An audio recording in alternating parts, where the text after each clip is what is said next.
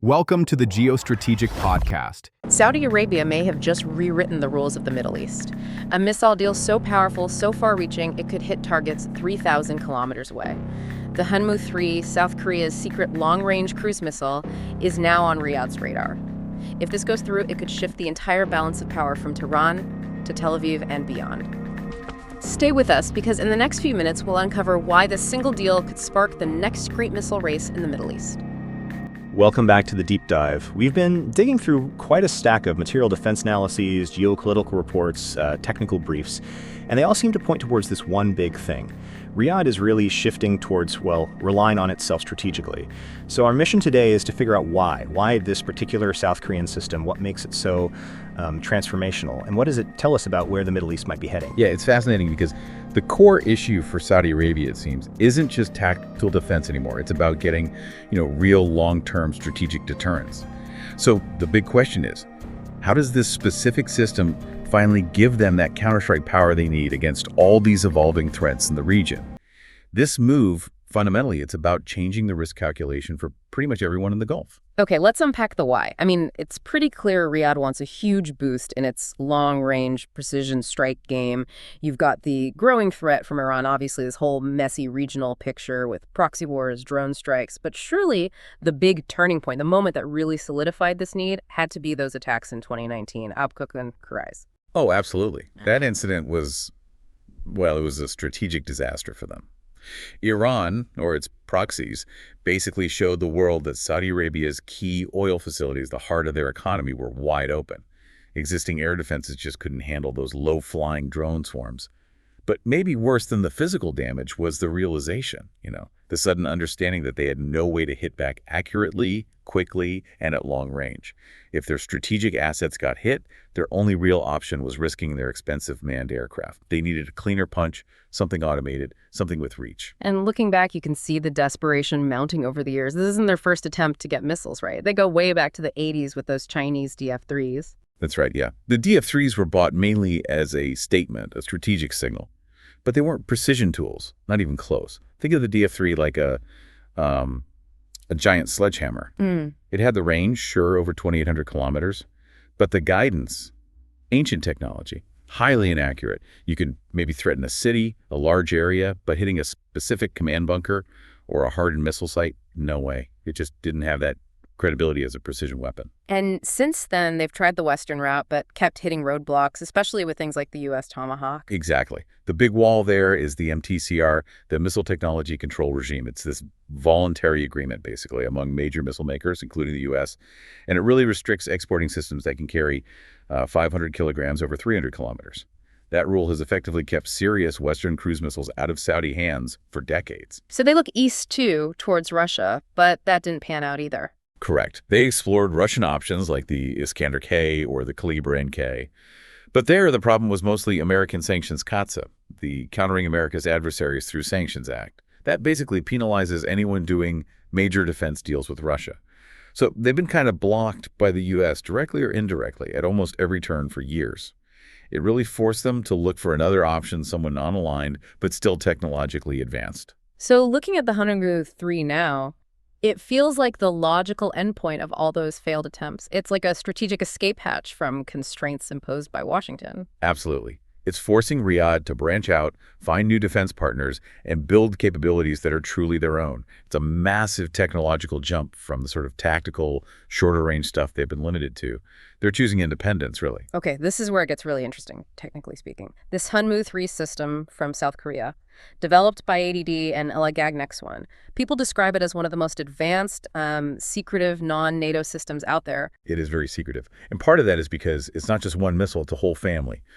Different versions with longer ranges. We're talking about the strategic ones here. The 3B, nicknamed Sky Dragon, that's about 1,000 kilometers. Then the 3C at 1,500. And then there's the 3D, which is debated, but potentially reaches up to 3,000 kilometers. That range, that's the critical part. It unlocks targets deep inside Iran, launched from Saudi territory. So what makes it so much better than, say, those old DF-3s or even other modern missiles? What's the technical edge? Well, speed is part of it, but the real magic is the guidance. It's got an efficient little turbofan engine, gets up to supersonic speed, around Mach 1.2. But the key, the thing that makes it effective and survivable, is the guidance package. It uses the standard stuff, inertial navigation, GPS updates, but also terrain contour matching. TERCOM. TERCOM. Okay, for those listening, what does that mean in practice? How does it actually work? Okay, so imagine the missile has a super detailed 3D map loaded into its brain. As it flies, it's constantly scanning the ground below it, matching the shape of the hills and valleys to that map.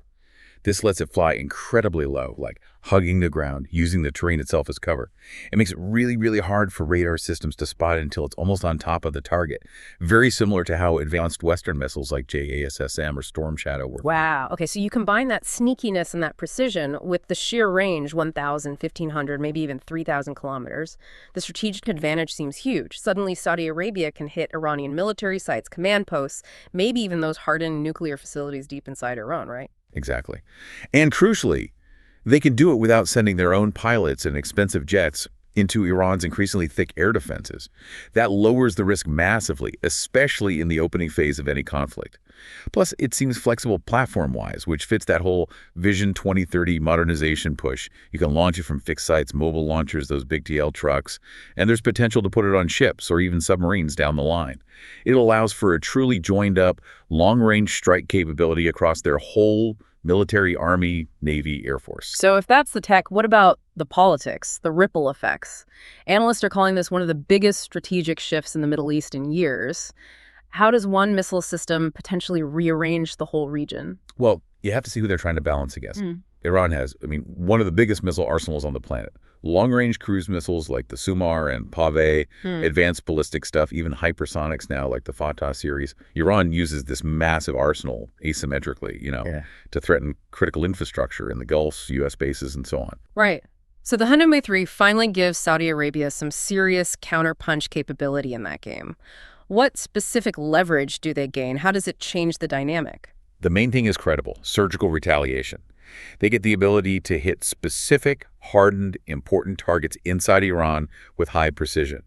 And this gives them options for what we call counter-force and counter-value strategies. Okay, counter-force versus counter-value. Can you break that down? What's the difference in this context? Sure. So let's say Iran attacks. A counter-force response would target Iran's military ability to keep fighting, hitting their missile launchers, air defense sites, command centers, that kind of thing, trying to degrade their war machine. A counter-value strategy, on the other hand, targets things the state values critical infrastructure, like major power plants, big ports, maybe desalination plants, things that would cause significant economic or societal pain. Having the precision of something like the Hyunmoo 3 allows Saudi Arabia to choose how and where they inflict pain, which makes their deterrence much stronger, especially against those Iranian proxy attacks. But this must kick off a reaction, right? It surely speeds up the missile race. Iran isn't just going to sit back and watch Saudi Arabia get this kind of capability. No way. This acquisition, if it goes through, instantly puts Saudi Arabia arguably at the top in the region for long-range precision strike. Iran will absolutely react. They'll likely accelerate their own missile programs, pour more money into things like hypersonics, which are harder to stop, and probably try to bury their most critical military and nuclear sites even deeper underground to protect them from this new threat. And what about the wider picture, the U.S.-Israel? Washington must have concerns about MTCR, but how does Israel view this? Does it affect their so-called qualitative military edge? It's complex. Anytime a non-NATO state gets this kind of strategic reach, Israel pays close attention. Even though Riyadh and Tel Aviv currently share an internet encountering Tehran, a future Saudi Arabia, with accurate 3,000-kilometer missiles. Well, it changes the long-term regional map for Israel, too. The U.S. will likely raise concerns, maybe quietly, maybe more loudly, about the technology transfer implications under MTCR. And, there's always the underlying question about nuclear intentions. Could such missiles be seen as part of a potential future nuclear deterrent, given Saudi Arabia's sometimes unclear stance on that? It definitely causes friction, and it highlights South Korea really stepping up and disrupting the usual Western arms export patterns. Okay, so the potential impact is massive, but it's not like these missiles just appear overnight. What are the big hurdles, the challenges they need to overcome before the system is actually up and running? Oh, the list is pretty long. You're talking serious crew training. These are complex systems. You need to build new, probably hardened bases for the launchers. Then there's the whole IT side, integrating the Korean command and control systems with the existing Saudi networks. That's never simple. Plus, maintenance schedules, spare parts, ensuring a reliable supply chain for critical bits like those turbofan engines. It's a major undertaking. And this links back to their Vision 2030 goals too, doesn't it? That big push to localize defense manufacturing up to 50%. Does demanding tech transfer actually slow things down, maybe make it riskier?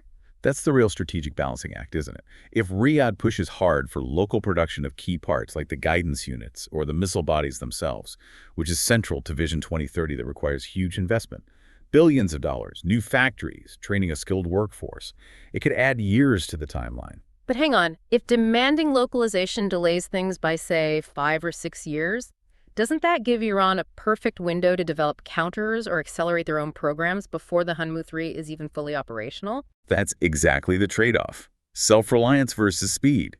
It's a gamble. Long-term strategic autonomy versus immediate capability. Even without major localization demands, analysts reckon the final contract might not even be inked until late 2026. Initial deliveries, maybe 2028, 2029, perhaps later, depending on the exact variant they choose. So yeah, Saudi Arabia seems convinced that breaking free from dependency later is worth the risk of this extended timeline now. The cost of perceived weakness seems higher to them. It really is a fundamental change in thinking then. Yeah. Moving away from just tactical defense, breaking those old constraints because they believe staying vulnerable is just too dangerous in that neighborhood. That seems to be the consensus view, yeah. By going for one of the world's most advanced conventional cruise missiles, they're making a clear statement, positioning themselves as a major regional power, capable of truly balancing Iran and deliberately trying to reset that strategic balance. So, the Hyunmoo 3, if this deal goes through, really could be one of those pivotal systems that shapes the Middle East's security landscape for decades, potentially pushing the region towards a new, maybe even more dangerous strategic equilibrium. And it really shines a spotlight on South Korea's quiet but incredibly rapid rise as a global defense player. Which leaves us with a final thought. How will Seoul manage this new role? Being a major arms dealer in one of the most volatile parts of the world, that's a whole new challenge for them. Thanks for tuning in for this deep dive. You can find our other deep dives wherever you get your listening material. If you found this discussion valuable, please like, share, and subscribe to the Geostrategic Podcast for more in-depth analysis on topics that shape our world. Stay informed, stay ahead, and stay tuned for the next episode.